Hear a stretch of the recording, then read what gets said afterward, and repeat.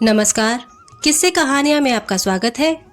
आज हम सुनेंगे मुंशी प्रेमचंद द्वारा लिखी कहानी बलिदान। मनुष्य की आर्थिक अवस्था का सबसे ज्यादा असर उसके नाम पर पड़ता है। मौजे बेला के मंगरू ठाकुर जब से कांस्टेबल हो गए हैं, इनका नाम मंगल सिंह हो गया है। अब उन्हें कोई मंगरू कहने का साहस नहीं कर सकता। कल्लू अहीर ने जब से हल्के के थानेदार साहब से मित्रता कर ली है और गांव का मुखिया हो गया है, उसका नाम कालिका दीन हो गया है। अब उसे कल्लू कहें तो आंखें लाल पीली करता है। इसी प्रकार हरखचंद्र कुर्मी अब हरखू हो गया है। आज से 20 साल पहले उसके यहाँ शक्कर बनती थी, कई हल की खेती होती थी और कारोबार खूब फैला हुआ था। लेकिन विदेशी शक्कर की आमदनी ने उसे मटिया मेट कर दिया। धीरे धीरे कारखाना टूट गया, जमीन टूट गई, गाहक टूट गए और वह भी टूट गया। 70 वर्ष का बूढ़ा जो तकिएदार माचे पर बैठा हुआ नारियल पिया करता, अब सिर पर टोकरी लिए खाद फेंकने जाता है, परंतु उसके मुख पर अब भी एक प्रकार की गंभीरता, बातचीत में अब भी एक प्रकार की अकड़, चाल ढाल से अब भी एक प्रकार का स्वाभिमान भरा हुआ है। इस पर काल की गति का प्रभाव नहीं पड़ा। रस्सी जल गई पर बल नहीं टूटा।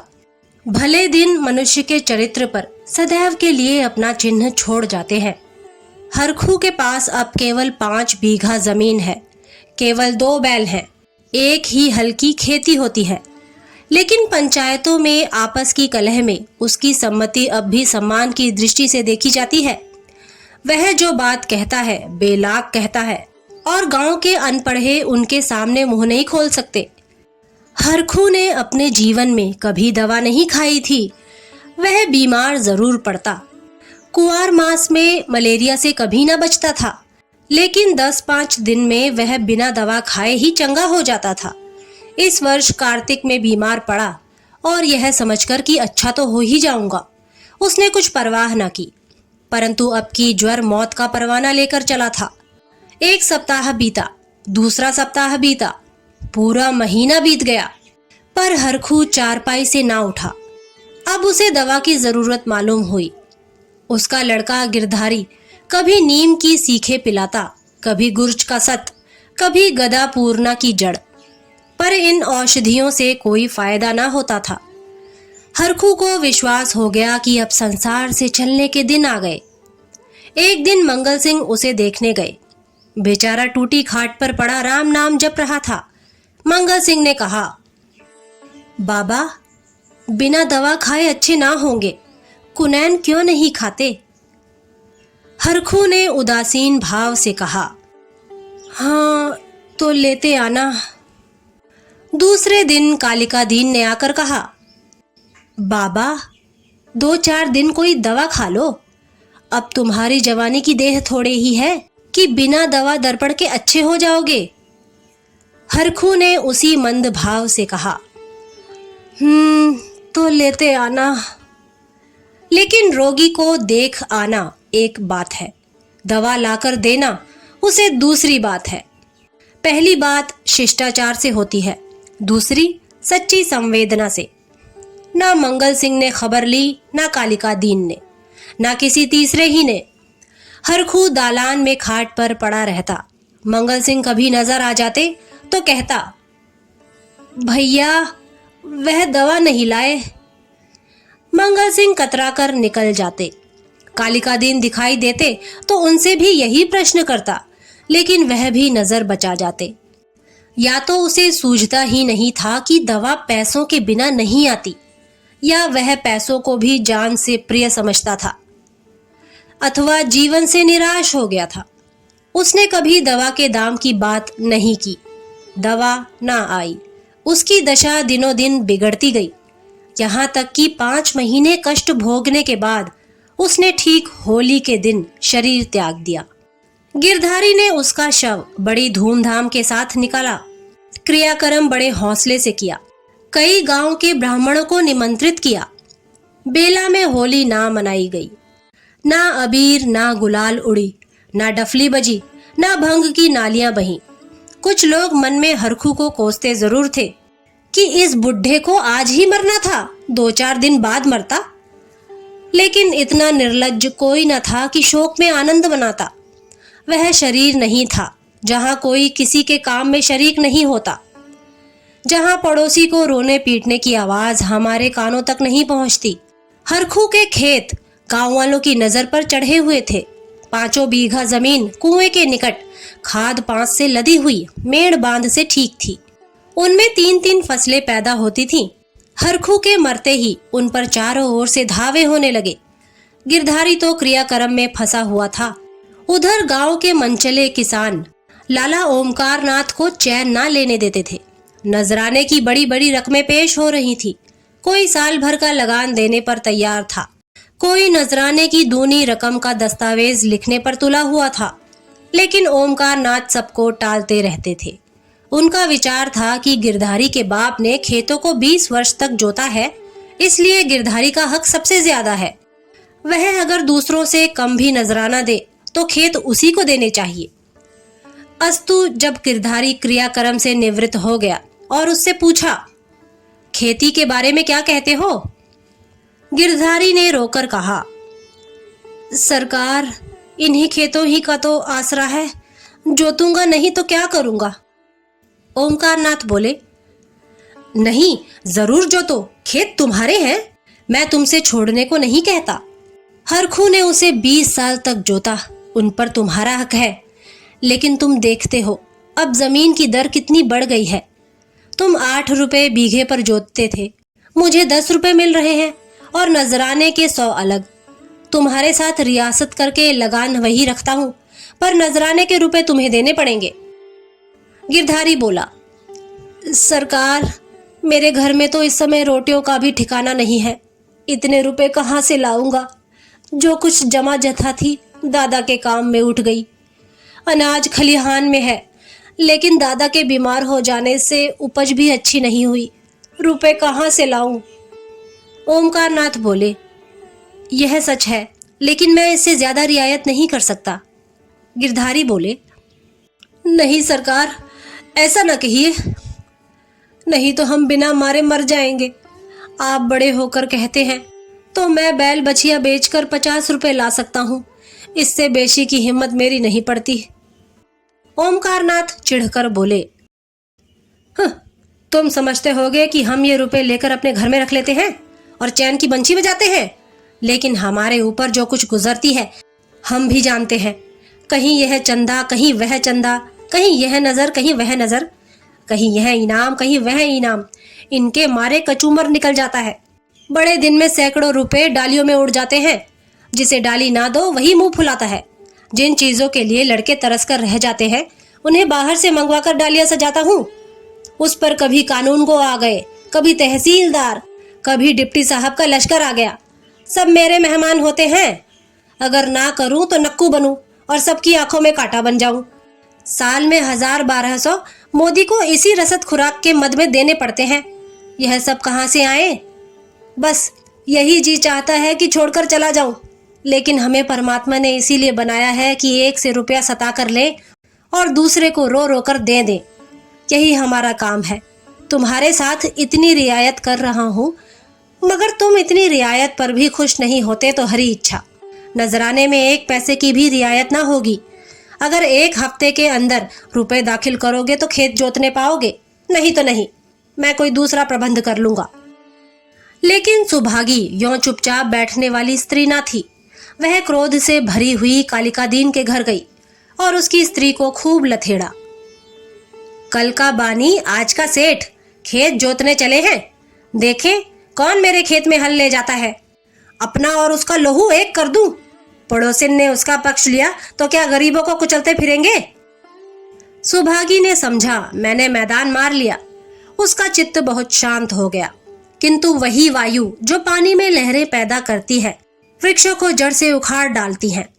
सुभागी तो पड़ोसियों की पंचायत में अपने दुखड़े रोती और कालिका दीन की स्त्री से छेड़ लड़ती। इधर गिरधारी अपने द्वार पर बैठा हुआ सोचता, अब मेरा क्या हाल होगा? अब यह जीवन कैसे कटेगा? ये लड़के किसके द्वार पर जाएंगे? मजदूरी का विचार करते ही उसका हृदय व्याकुल हो जाता।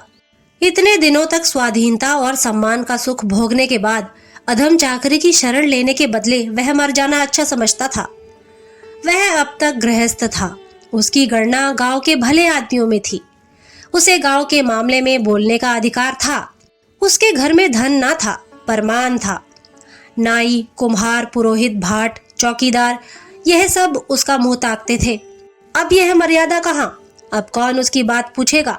कौन उसके द्वार आएगा? अब उसे किसी के बराबर बैठने का, किसी के बीच में बोलने का हक नहीं रहा। अब उसे पेट के लिए दूसरों की गुलामी करनी पड़ेगी। अब पहर रात रहे कौन बैलों को नांद में लगाएगा? वह दिन अब कहाँ, जब गीत गाकर हल चलाता था, चोटी का पसीना एड़ी तक आता था, पर जरा भी थकावट ना आती थी। अपने लहलहाते हुए खेत को देखकर फूला ना समाता था। खलिहान में अनाज का ढेर सामने रखे हुए अपने को राजा समझता था। अब अनाज को टोकरे भर भर कर कौन लाएगा? अब खेती कहाँ, बखार कहाँ? यही सोचते सोचते गिरधारी की आंखों से आंसू की झड़ी लग जाती थी। गांव के 2-4 सज्जन जो कालिका दीन से जलते थे, कभी गिरधारी को तसल्ली देने आया करते थे, पर वह उनसे भी खुलकर ना बोलता। उसे मालूम होता था कि मैं सबकी नजरों में गिर गया हूं। अगर कोई समझता था कि तुमने क्रियाक्रम में व्यर्थ इतने रुपए उड़ा दिए, तो उसे बहुत दुख होता। वह अपने उस काम पर जरा भी ना पछताता। मेरे भाग्य में जो कुछ लिखा है वह होगा, पर दादा के ऋण से तो उऋण हो गया। उन्होंने अपनी जिंदगी में 4 को खिलाकर खाया, क्या मरने के पीछे उन्हें पिंडे पानी को तरसाता? इस प्रकार 3 मास बीत गए और आषाढ़ आ पहुंचा। आकाश में घटाएं आई, पानी गिरा। किसान हल जुए ठीक करने लगे। बढ़ई हलों की मरम्मत करने लगा। गिरधारी पागलों की तरह कभी घर के भीतर जाता, कभी बाहर जाता, अपने हलों को निकाल देखता। उसकी मुठिया टूट गई है, इसकी फाल ढीली हो गई है, जुए में सैला नहीं है। देखते देखते वह एक क्षण अपने को भूल गया। दौड़ा हुआ बढ़ई के यहाँ गया और बोला, रज्जू, मेरे हाल भी बिगड़े हुए हैं, चलो बना दो। रज्जू ने उसकी ओर करुण भाव से देखा और अपना काम करने लगा। गिरधारी को होश आ गया, नींद से चौंक पड़ा। ग्लानि से उसका सिर झुक गया, आंखें भर आई, चुपचाप घर चला आया। गांव में चारों ओर हलचल मची हुई थी। कोई सन के बीज खोजता फिरता था, कोई जमींदार के चौपाल से धान के बीज लिए आता था। कहीं सलाह होती किस खेत में क्या बोना चाहिए। गिरधारी ये बातें सुनता और जलहीन मछली की तरह तड़पता था। एक दिन संध्या समय गिरधारी खड़ा अपने बैलों को खुजला रहा था कि मंगल सिंह आए और इधर उधर की बातें करके बोले, गोई को बांधकर कब तक खिलाओगे? निकाल क्यों नहीं देते? गिरधारी ने मलिन भाव से कहा, हाँ, कोई गाहक आए तो निकाल दूं। मंगल सिंह बोले, एक गाहक तो हम ही हैं, हम ही को दे दो। गिरधारी अभी कुछ उत्तर ना देने पाया था कि तुलसी बनिया आया और गरज कर बोला, गिरधारी, तुम्हें रुपए देने हैं कि नहीं, वैसा कहो। 3 महीने से हील हवाला करते चले आते हो। अब कौन खेती करते हो कि तुम्हारी फसल को अगोरे बैठ रहे? गिरधारी ने दीनता से कहा, साह, जैसे इतने दिनों माने हो, आज और मान जाओ, कल तुम्हारी एक एक कौड़ी चुका दूंगा। मंगल और तुलसी ने इशारों से बातें की और तुलसी भुनभुनाता हुआ चला गया। तब गिरधारी मंगल सिंह से बोला, तुम इन्हें ले लो तो घर के घर ही में रह जाऊं, कभी कभी आंख से देख तो लिया करूंगा। मंगल सिंह बोले, मुझे अभी तो कोई ऐसा काम नहीं, लेकिन घर पर सलाह करूंगा। गिरधारी बोला, मुझे तुलसी के रुपए देने हैं, नहीं तो खिलाने को तो भूसा है। मंगल सिंह बोले, यह बड़ा बदमाश है, कहीं नालिश ना कर दे। सरल हृदय गिरधारी धमकी में आ गया। कार्यकुशल मंगल सिंह को सस्ता सौदा करने का अच्छा सुअवसर मिला। 80 रुपए की जोड़ी 60 रुपए में ठीक कर ली। गिरधारी ने अब तक बैलों को न जाने किस आशा से बांधकर खिलाया था। आज आशा का वह कल्पित सूत्र भी टूट गया। मंगल सिंह गिरधारी की खाट पर बैठे रुपए गिन रहे थे और गिरधारी बैलों के पास विषादमय नेत्रों से उनके मुंह की ओर ताक रहा था। आह, ये मेरे खेतों के कमाने वाले, मेरे जीवन के आधार, मेरे अन्नदाता, मेरी मान मर्यादा की रक्षा करने वाले, जिनके लिए पहर रात से उठकर छांटी काटता था, जिनके खलीदाने की चिंता अपने खाने से ज्यादा रहती थी, जिनके लिए सारा दिन भर हरियाली उखाड़ा करता था। ये मेरी आशा की 2 आंखें, मेरे इरादे के 2 तारे, मेरे अच्छे दिनों के 2 चिन्ह, मेरे 2 हाथ अब मुझसे विदा हो रहे हैं। जब मंगल सिंह ने रुपए गिनकर रख दिए और बैलों को ले चले, तब गिरधारी उनके कंधों पर सिर रखकर खूब फूट फूट कर रोया। जैसे कन्या मायके से विदा होते समय माँ बाप के पैरों को नहीं छोड़ती, उसी तरह गिरधारी इन बैलों को ना छोड़ता था। सुभागी भी दालान में पड़ी रो रही थी और छोटा लड़का मंगल सिंह को एक बांस की छड़ी से मार रहा था। रात को गिरधारी ने कुछ नहीं खाया, चारपाई पर पड़ा रहा। प्रातःकाल सुभागी चिलम भरकर ले गई तो वह चारपाई पर ना था। उसने समझा कहीं गए होंगे, लेकिन जब 2-3 घड़ी दिन चढ़ाया और वह ना लौटा तो उसने रोना धोना शुरू किया। गांव के लोग जमा हो गए, चारों ओर खोज होने लगी, पर गिरधारी का पता ना चला। गिरधारी उदास और निराश होकर घर आया। 100 रुपए का प्रबंध करना उसके काबू के बाहर था। सोचने लगा, अगर दोनों बैल बेच दूं तो खेत ही लेकर क्या करूंगा? घर बेचूं तो यहाँ लेने वाला ही कौन है? और फिर बाप दादों का नाम डूबता है। 4-5 पेड़ हैं, लेकिन इन्हें बेचकर 25 रुपए या 30 रुपए से अधिक ना मिलेंगे। उधार लूं तो देता कौन है? अभी बनिए के 50 रुपए सिर पर चढ़े हैं, वह 1 पैसा भी न देगा। घर में गहने भी तो नहीं हैं, नहीं उन्हीं को बेचता। ले देकर एक हंसली बनवाई थी, वह भी बनिए के घर पड़ी हुई है। साल भर हो गया, छुड़ाने की नौबत ना आई। गिरधारी और उसकी स्त्री सुभागी दोनों ही इसी चिंता में पड़े रहते, लेकिन कोई उपाय ना सूझता था। गिरधारी को खाना पीना अच्छा ना लगता, रात को नींद ना आती।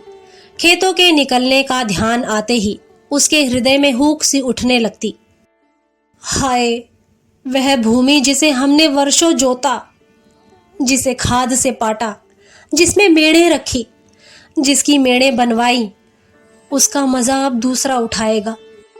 वे खेत गिरधारी के जीवन का अंश हो गए थे। उनकी एक एक अंगुल भूमि उसके रक्त में रंगी हुई थी। उनके एक एक परमाणु उसके पसीने से तर हो रहा था। उनके नाम उसकी जिह्वा पर उसी तरह आते थे जिस तरह अपने 3 बच्चों के। कोई 2400 था, कोई 2200 था, कोई नालबेला, कोई तलैया वाला। इन नामों के स्मरण होते ही खेतों का चित्र उसकी आंखों के सामने खिंच जाता था। वह इन खेतों की चर्चा इस तरह करता मानो वे सजीव हैं, मानो उसके भले बुरे के साथी हैं। उसके जीवन की सारी आशाएं, सारी इच्छाएं, सारे मंसूबे, सारी मिठाइयां, सारे हवाई किले इन्हीं खेतों पर अवलंबित थे। इनके बिना वह जीवन की कल्पना ही नहीं कर सकता था, और वे ही सब हाथ से निकले जाते हैं। वह घबराकर घर से निकल जाता और घंटों खेतों की मेड़ों पर बैठा हुआ रोता, मानो उनसे विदा हो रहा है। इस तरह 1 सप्ताह बीत गया और गिरधारी रुपए का कोई बंदोबस्त ना कर सका। 8वें दिन उसे मालूम हुआ कि कालिका दीन ने 100 रुपए नजराने देकर 10 रुपए बीघे पर खेत ले लिए। गिरधारी ने एक ठंडी सांस ली। एक क्षण के बाद वह अपने दादा का नाम लेकर बिलक बिलक कर रोने लगा। उस दिन घर में चूल्हा नहीं जला। ऐसा मालूम होता था मानो हरखू आज ही मरा है। संध्या हो गई थी, अंधेरा छा रहा था। सुभागी ने दिया जलाकर गिरधारी के सिरहाने रख दिया था और बैठी द्वार की ओर ताक रही थी कि सहसा उसे पैरों की आहट मालूम हुई। सुभागी का हृदय धड़क उठा। वह दौड़कर बाहर आई, इधर उधर ताकने लगी। उसने देखा कि गिरधारी बैलों की नांद के पास सिर झुकाए खड़ा है। सुभागी बोल उठी, घर आओ, वहां खड़े क्या कर रहे हो? आज सारे दिन कहाँ रहे? यह कहते हुए वह गिरधारी की ओर चली। गिरधारी ने कुछ उत्तर ना दिया। वह पीछे हटने लगा। और थोड़ी दूर जाकर गायब हो गया। सुभागी चिल्लाई और मूर्छित होकर गिर पड़ी। दूसरे दिन कालिका दीन हल लेकर अपने नए खेत पर पहुंचे। अभी कुछ अंधेरा था। वह बैलों को हल में लगा रहे थे कि यकायक उन्होंने देखा कि गिरधारी खेत की मेड़ पर खड़ा है। वही मिर्जई, वही पगड़ी, वही सोटा। कालिका दीन ने कहा, अरे गिरधारी, मर्दे आदमी, तुम यहाँ खड़े हो और बेचारी सुभागी हैरान हो रही है। कहाँ से आ रहे हो? यह कहते हुए बैलों को छोड़कर गिरधारी की ओर चले। गिरधारी पीछे हटने लगा और पीछे वाले कुएं में कूद पड़ा। कालिका दीन ने चीख मारी और हल बैल वहीं छोड़कर भागा। सारे गांव में शोर मच गया। लोग नाना प्रकार की कल्पनाएं करने लगे। कालिका दीन को गिरधारी वाले खेतों में जाने की हिम्मत ना पड़ी। गिरधारी को गायब हुए 6 महीने बीत चुके हैं। उसका बड़ा लड़का अब एक ईंट के भट्टे पर काम करता है और 20 रुपए महीना घर आता है। अब वह कमीज और अंग्रेजी जूता पहनता है। घर में 2 जून तरकारी पकती है और जौ के बदले गेहूं खाया जाता है। लेकिन गांव में उसका कुछ भी आदर नहीं। अब वह मजूर है। सुभागी अब पराए गांव में आए कुत्ते की भांति दबकती फिरती थी। वह अब पंचायत में भी नहीं बैठती। वह अब मजदूर की माँ है। कालिका दीन ने गिरधारी के खेतों से इस्तीफा दे दिया है, क्योंकि गिरधारी अभी तक अपने खेतों के चारों तरफ मंडराया करता है। अंधेरा होते ही वह मेड़ पर आकर बैठ जाता है और कभी कभी रात को उधर से उसके रोने की आवाज सुनाई देती है। वह किसी से बोलता नहीं, किसी को छेड़ता नहीं। उसे केवल अपने खेतों को देखकर संतोष होता है। दिया जलने के बाद उधर का रास्ता बंद हो जाता है। लाला ओमकारनाथ बहुत चाहते हैं कि ये खेत उठ जाएं, लेकिन गांव के लोग उन खेतों का नाम लेते डरते हैं। तो दोस्तों, ये थी मुंशी प्रेमचंद द्वारा लिखी कहानी बलिदान। अगली बार फिर एक नई कहानी के साथ आपसे मुलाकात होगी। तब तक के लिए नमस्कार।